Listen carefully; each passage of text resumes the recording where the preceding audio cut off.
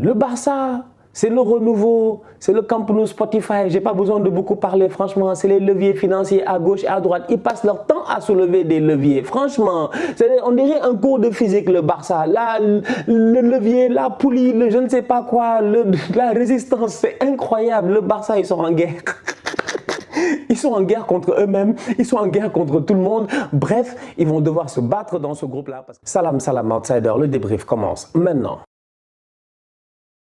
Tirage au sort Ligue des Champions et c'est reparti pour une nouvelle saison de Champions League. Les soirées mardi, mercredi soir, des soirées extraordinaires, des remontadas, des soirées avec des scores inattendus, des moments, je dis bien fous, des débriefs sensationnels. Bref, ça reprend encore une fois pour une nouvelle saison de Champions League. On va passer à travers les différents groupes. J'espère que vous êtes prêts. C'est parti. Groupe A, Ajax, Liverpool, Napoli et Rangers. Franchement, on va être très sérieux. J'ai d'abord envie de commencer par cette équipe de Liverpool. Liverpool, sur ces dernières saison en Ligue des Champions, ils ont été extraordinaires. Souvent, ils arrivent en finale. Malheureusement, ça a été compliqué pour eux, même s'ils ont réussi à gagner la Ligue des Champions en 2019 face à Tottenham. Donc, du coup, cette équipe de Liverpool-là, en ce moment, quand tu regardes son début de saison, force est de constater qu'elle est en train de passer quelques moments troubles. Il y a une réadaptation qui est en train de se faire dans cet effectif-là. Si tu, en plus de cela, rajoutes le fait qu'il y a énormément de blessés au milieu de terrain, la Ligue des Champions commence dans une vingtaine de jours, si je ne me trompe pas.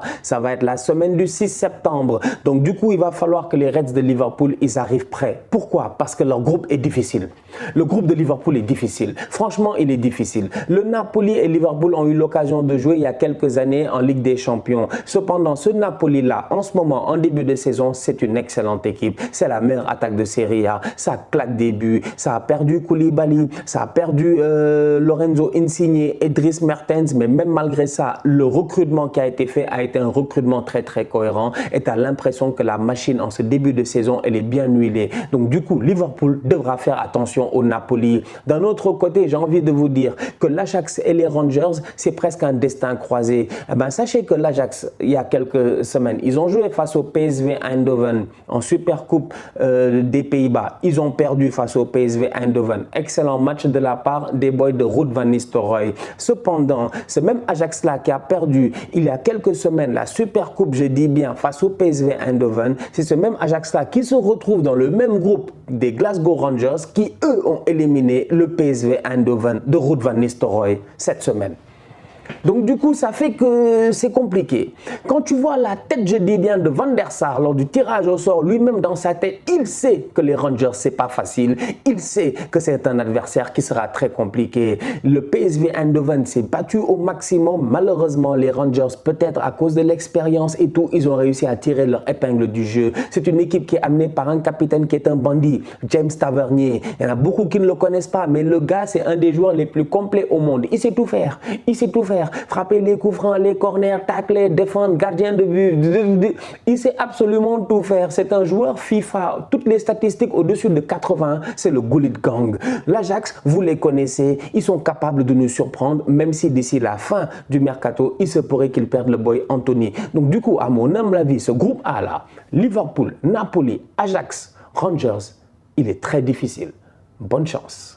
Groupe B, Porto, Atlético, Leverkusen, Bruges. Quand tu regardes ce groupe-là, encore une fois, j'ai envie de vous dire que c'est un groupe qui, à mon humble avis, est très équilibré. Porto, on les connaît, c'est une belle équipe en Ligue des Champions. Ils sont toujours dangereux, ils sont toujours pertinents, ils sont toujours là, je dis bien, pour te fatiguer. Quand tu regardes les autres adversaires, tu te rends compte que le niveau n'est pas aussi loin. Parce que Leverkusen et Atlético, c'est deux équipes qui ont eu l'occasion de se rencontrer en Europe. Moi, je me rappelle très bien, Leverkusen, Atlético, dans ma tête, c'est Jan Oblak. C'est Jan Oblak qui fait 4 arrêts d'affilée, si je ne me trompe pas, face au boy de Leverkusen. C'est ce genre de match-là. Et l'Atlético, dans ce groupe-là, vous les connaissez, ils vont jouer défensif. Ils vont jouer défensif. C'est leur football en tant que tel. Il n'y a pas quelque chose qu'on peut attendre d'Atlético. Donc pour moi, ça en fait un groupe très ouvert. Ça en fait un groupe très ouvert. Leverkusen peut se débrouiller malgré un début de championnat compliqué. Je suis convaincu qu'ils vont essayer de faire leur maximum quand même dans ces matchs-là, qui sont des matchs voilà, de gala voilà, ça reste la Ligue des Champions. Donc, quel que soit ce que tu vis en championnat, même si ton mercato a été un peu plus compliqué, eh ben, tu te dois quand même de te donner à 200% dans les soirées du mardi, mercredi.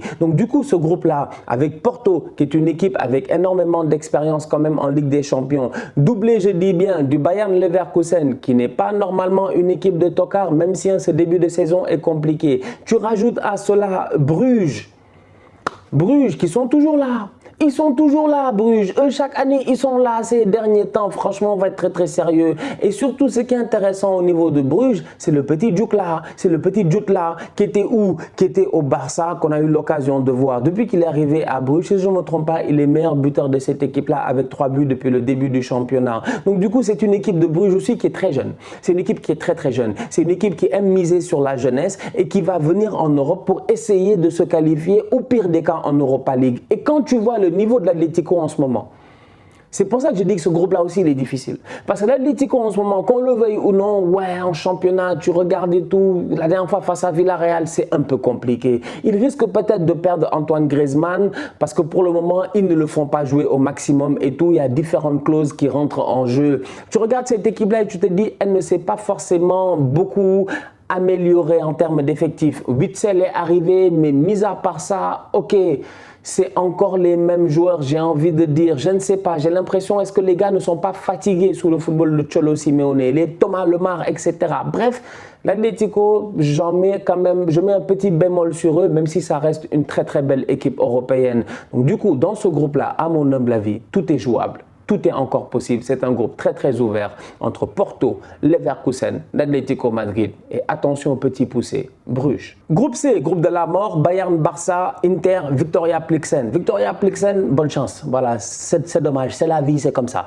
Bayern, Barça, ils se connaissent, mais Bayern, Barça, si tu regardes bien, je suis d'accord par rapport à l'euphorie des fans du Barça depuis le début de la saison. On est tout à fait d'accord. L'euphorie des fans du Barça de vouloir en découdre avec tout le monde, ils sont chauds, ils veulent se battre avec tout le monde, c'est pas leur problème. Que tu leur ramènes Francis Ngannou, que tu leur ramènes Mike Tyson, ou que je dis bien tu ramènes n'importe Floyd Mayweather ou bien Manny Pacquiao, ou John, je sais pas quoi, les gars de UFC, les Georges Saint-Pierre et tout, tu as l'impression que les gars du Barça sont prêts à se battre contre tout le monde. Mais il faut les calmer.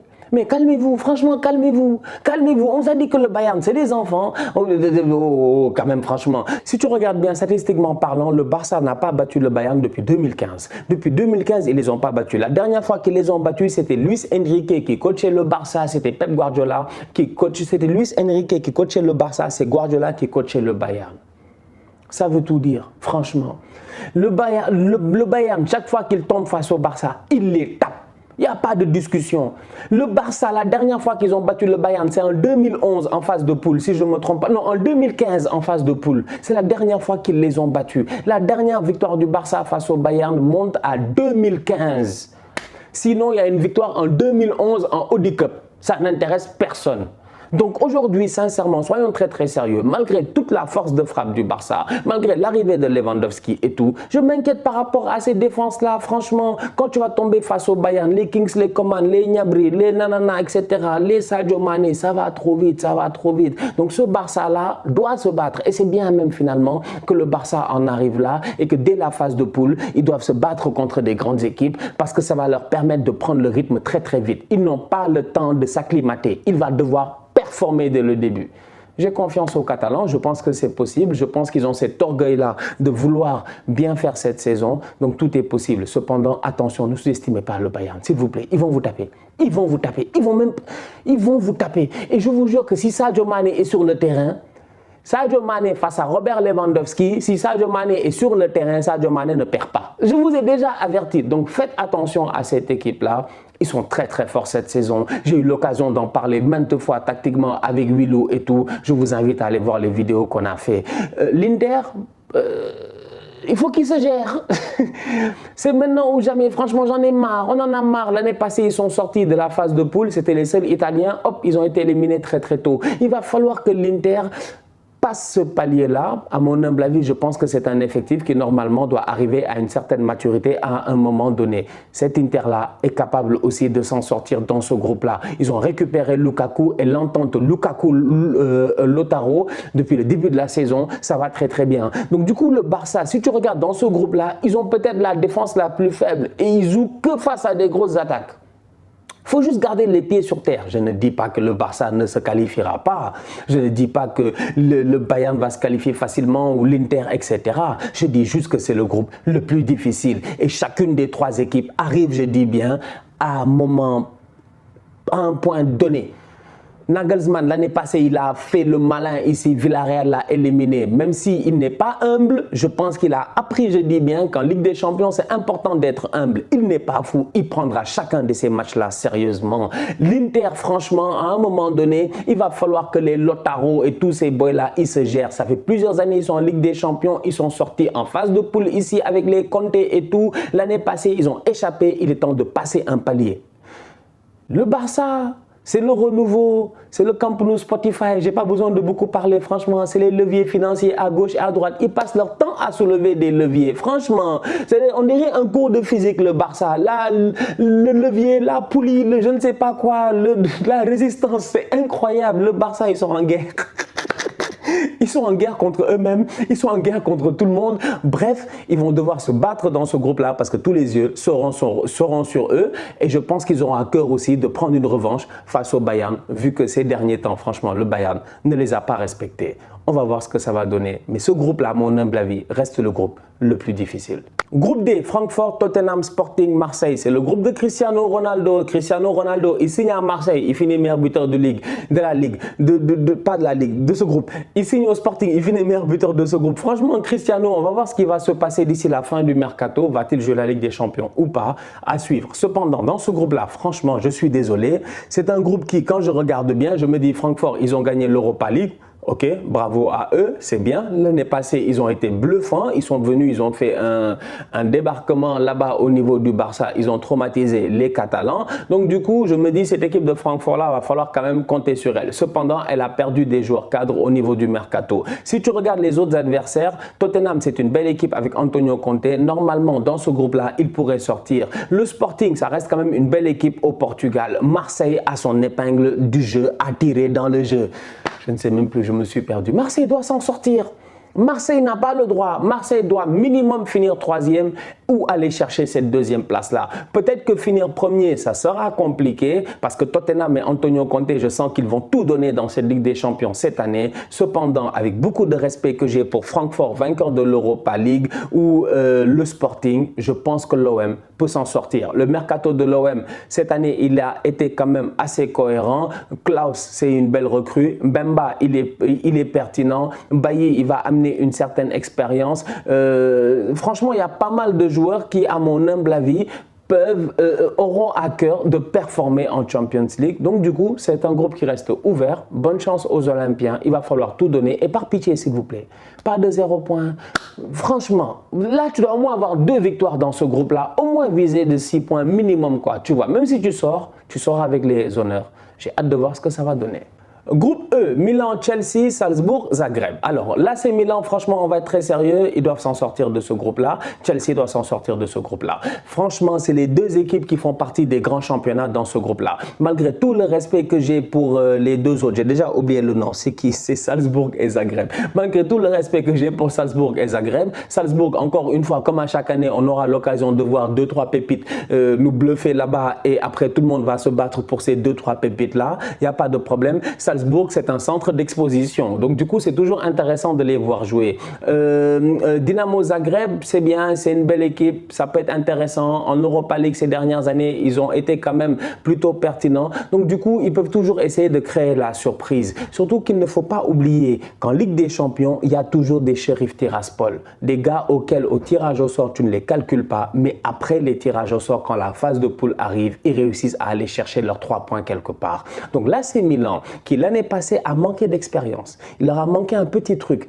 Et Chelsea, qui en ce moment est en train de faire un début de championnat compliqué, sont deux équipes qui n'ont pas le droit à l'erreur dans ce groupe-là. Je m'attends sincèrement à ce que Chelsea et le Milan AC sortent du groupe. Groupe F, Real Madrid, Leipzig, Shakhtar, Celtic. Franchement, le Real, champion en titre, Baraka du champion, il n'y a rien à dire, c'est un groupe où normalement ils s'en sortent. Cependant, ça reste le Real. Tout de suite, j'ai parlé de Sheriff. L'année passée, qui aurait cru que le Sheriff aurait battu le Real? Absolument personne. Cette équipe du Real-là est capable du meilleur comme du pire, mais il va encore falloir compter sur elle. Menée par Karim Benzema, Carlo Ancelotti, qui en plus de ça, au passage, bravo à eux, ont remporté logiquement le titre de meilleur coach et de meilleur joueur de l'année. Ça, il n'y a absolument rien à dire. Ancelotti, ses sourcils seulement devaient à elle toute seule avoir 2 trophées. Chacun des sourcils doit avoir un trophée. Parce que l'équilibre des sourcils, c'est ça l'équilibre du jeu de Carlo Ancelotti. Franchement, c'est incroyable. Ce qu'il a réussi à faire la saison passée, la cohésion qu'il y avait dans cette équipe-là et l'implication de certains jeunes comme Camavinga. Karim Benzema, rien à dire, c'est un leader. Comme a dit Carlo Ancelotti lors de la cérémonie, c'est le meilleur, franchement. Il ne joue pas parce que c'est son ami, il joue tout simplement parce que c'est le meilleur. Donc du coup, le Real, franchement, entre vous et moi, ils sont dans un groupe facile. Leipzig, Shakhtar, Celtic, je m'en fous. Le Real va sortir. Maintenant, entre Leipzig, le Shakhtar et Celtic, bonne chance à eux que le meilleur se qualifie au deuxième tour ou en Europa League. Groupe G, City, Séville, Dortmund, Copenhague. Franchement, on va être très sérieux. City, Dortmund, directement tu penses à Haaland, c'est les retrouvailles. On va voir ce que ça va donner. City, normalement, ils sortent du groupe. Maintenant, entre Dortmund et Séville, avantage pour Dortmund à mon humble avis, parce que Séville, leur début de championnat est un peu compliqué. Ils ont perdu des joueurs quand même importants en défense. Pas un, mais 2. Diego Carlos qui est allé à Aston Villa et Jules Koundé qui est allé au Barça, entre guillemets. Il n'a pas encore été inscrit, on ne sait jamais. Mais bref, c'est pour rigoler. Jules Koundé est allé au Barça. Donc du coup, au niveau de cette équipe de Séville-là, il y a quand même un genre de déficit qui est là. Copenhague, franchement, je ne les connais pas trop. J'ai hâte de voir ce que ça va donner. Mais Dortmund et Séville sont 2 équipes qui, à mon humble avis, se battront derrière Man City pour la 2e place. Bonne chance. Dernier groupe, le groupe H, Paris Saint-Germain. Et oui, le Paris Saint-Germain, Messi, Neymar, Mbappé et tout. Les bandits, ceux qui sont là pour essayer de gagner la Ligue des Champions, comme à chaque année. Le PSG est encore là. Et cette année, le PSG, ils sont dans un groupe qui, à mon humble avis, est un groupe relativement facile. Franchement, la Juve de Allegri, là, depuis le début de la saison, c'est les tocards de la classe. C'est les tocards de la classe, ça ne se gère pas, c'est compliqué. Rabiot va-t-il rester, va-t-il partir? Le jeu, le système, les attaquants, t'as le boy Vlahovic, tu rajoutes des Milik, tu as, je sais pas, moi, il y a un bordel là-bas, à part Di Maria, franchement, et puis on attend le retour de Chiesa peut-être, mais cette Juve-là, pour le moment, franchement, c'est pas une vieille dame qui est rassurante, c'est une vieille dame qui est en train de marcher avec 2 cannes, franchement, limite elle est en fauteuil roulant, alors que la vieille dame, on l'a connue quand même active. Aujourd'hui, elle a perdu de sa vivacité. On va voir si Massimo Allegri va réussir à changer la tendance. C'est la raison pour laquelle je m'inquiète pour la Juve et je mets peut-être le Benfica devant la Juve à la fin des 6 matchs. On va voir, tout est encore possible. Mais cette équipe du Benfica là, il ne faudra pas la sous-estimer. D'un autre côté, le Paris Saint-Germain, pas besoin de beaucoup parler. Il risque de faire peut-être même 6 sur 6. Il risque de taper tout le monde dans ce groupe-là. Le PSG n'a pas le droit à l'erreur. Le PSG devra finir premier. Le Maccabi, bonne chance à eux. Voilà, c'est un long déplacement. Écoute, pour aller prendre 3 points, quoi. Donc voilà. Tu me demanderas c'est qui mon favori pour la Ligue des Champions, je te dirai je ne sais pas. Franchement, je ne sais pas. À ce stade-ci de la compétition, c'est difficile de donner un favori. Moi, je préfère le tirage au sort du mois de février. Celui qui me donne les 8e de finale, qui me donne une idée, je dis bien, du tableau. Et là, à partir de ce moment-là, tu peux dire, ok, je pense que lui va sortir, lui va sortir. Mais là, en ce moment-là, sincèrement, la Ligue des Champions, là, pour le moment, en phase de poule, tout est encore possible. Il y a certaines équipes qui vont arriver en forme, il y en a d'autres qui vont arriver moins en forme. J'ai juste hâte que ça commence et j'ai juste hâte de voir qui à la fin sera champion. Parce que le Real l'année passée en début de saison, franchement, à part eux qui étaient là, à part la 14, je ne sais pas s'il y a beaucoup de gens qui croyaient réellement que le Real pouvait le faire. Et finalement, ils l'ont fait. Cette saison, je sens qu'il y a des équipes qui sont déter. Le PSG en fait partie comme cette année, comme chaque année, mais il y a un mood dans cette équipe-là qui, s'il se poursuit après la Coupe du Monde, pourrait les mener loin. Attention aussi à Pep Guardiola qui allait chercher Haaland, sûrement pas, je dis bien, pour gagner la Première Ligue, mais définitivement pour essayer de gagner la Ligue des Champions. Attention aux équipes italiennes qui auront, je dis bien, cette envie-là de redorer le blason de leur championnat, parce que la saison passée, il y avait 4 Italiens, les 3 sont sortis au premier tour, il n'y a que l'Inter qui est passé, et même là, ils n'ont pas réussi à dépasser les 8e. C'est quand même honteux pour un championnat de ce calibre-là. Attention, je dis bien au Barça, parce que ça reste les Couleurs. Tout est possible avec ces gars-là. On ne sait jamais, franchement, avec eux. Je les mets, je dis bien, en contention. Ils sont certainement pas un favori pour le titre. Ils sont loin de l'être, mais ils peuvent être là et être l'outsider, je dis bien, de l'année. Bref, il y a tant d'équipes qui seront intéressantes à voir au courant de la Ligue des Champions, au courant de cette saison. J'ai juste hâte de vous retrouver. Juste hâte de vous retrouver très, très vite pour les premiers débriefs, mardi, je pense 5 septembre, 6 septembre, bref, dans quelques semaines. Donc du coup, la famille, d'ici là, on continue à liker, on continue à partager. Attention, attention, attention, attention, on espère que Cristiano Ronaldo va la jouer. Ça, c'est mon souhait personnel, tu me demanderas, mais ça, c'est mon souhait personnel, franchement. Je me dis, ok, Manchester United, tout ça, mais si Cristiano, lui, au fond de lui, il a vraiment envie de jouer la Ligue des Champions, eh ben, j'espère que le destin lui offrira une équipe pour jouer la Ligue des Champions. Et après, on verra. Après, s'il foire en Ligue des Champions et que les gars se foutent de sa gueule, il ne va pas falloir qu'il se fâche parce que c'est lui qui aura demandé à jouer la Ligue des Champions. Donc, il a intérêt, que ce soit Marseille, le Sporting, même si Longoria a dit que c'est mort, mais que ce soit n'importe quel club, s'il va jouer la Ligue des Champions, il a intérêt à sortir une... C'est-à-dire que c'est des masterclass sur masterclass parce que sinon, le monde... vous les connaissez franchement, mon copain Logito, tout ça là, ils vont pas le rater, Donc du coup, au fond de moi, je lui souhaite de trouver un club, sinon je lui souhaite vraiment de performer en Europa League avec Manchester United. Et comme j'ai dit, je n'oublie pas mon objectif, finale d'Europa League, Arsenal, Manchester United. Pourquoi pas? D'ici là, la famille, on continue à liker, on continue à partager, on s'abonne. On est ensemble, on reste en santé, c'est le plus important. Tous outsiders.